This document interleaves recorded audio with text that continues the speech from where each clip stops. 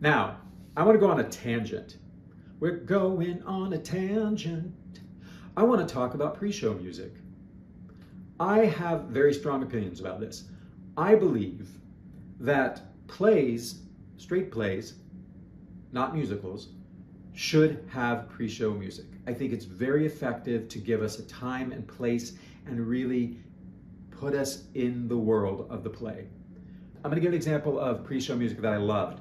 Boeing, Boeing, the French farce that they did starring Mark Rylance and a bunch of great actors.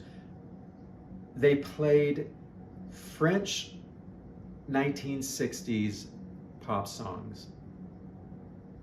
I could listen to that pre-show music all the time.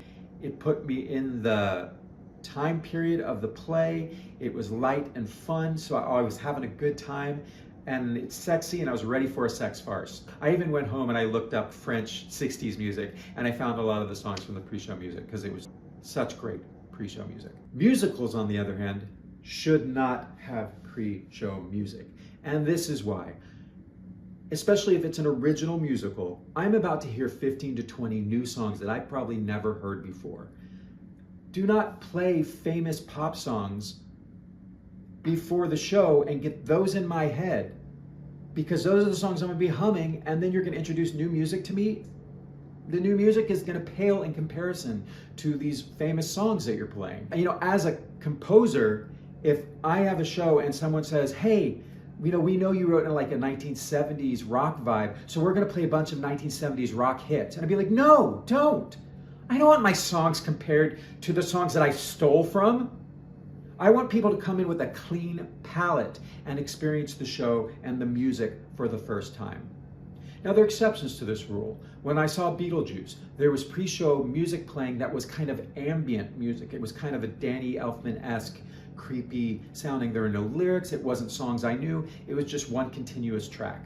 That was great because it set this crazy Beetlejuice world that we're about to dive in. Totally fine when that happened. On the contrary, I remember there was a show putting the band back together where they played a bunch of kind of Americana rock songs that a lot of people played when they were creating their own garage band. And I knew a lot of these songs, and so I'm humming them and thinking about them, and then we launch into a show that has a completely new score, and the songs just paled in comparison to the songs I heard. I left that show not remembering any of the songs from the show, but remembering the songs from the pre-show. Now, with music before a play, I think it's great. But let's remember, with a play, most of the time we're going to be listening to actors who are going to be speaking like normal people speak, yet they're going to be projecting, and they're going to do this very difficult thing of sounding like they're speaking like a normal person, and yet loud enough that everyone can hear. And the sound designer, if they're good, is going to make the sound so that we can hear them but not sound like it's amplified. The problem with playing really loud music before a play is it gets our ears accustomed to really loud noises, and then all of a sudden we have to shift and be like listening to people speaking softly.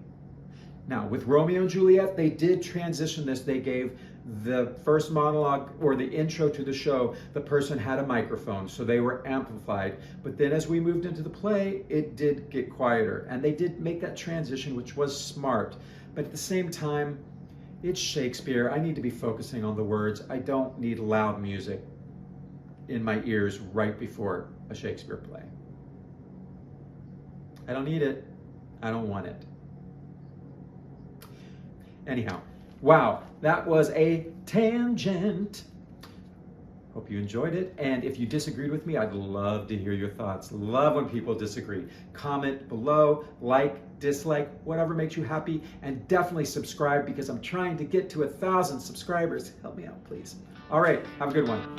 When the road curves and the topic swerves, steal those nerves, 'cause we're going on a tangent.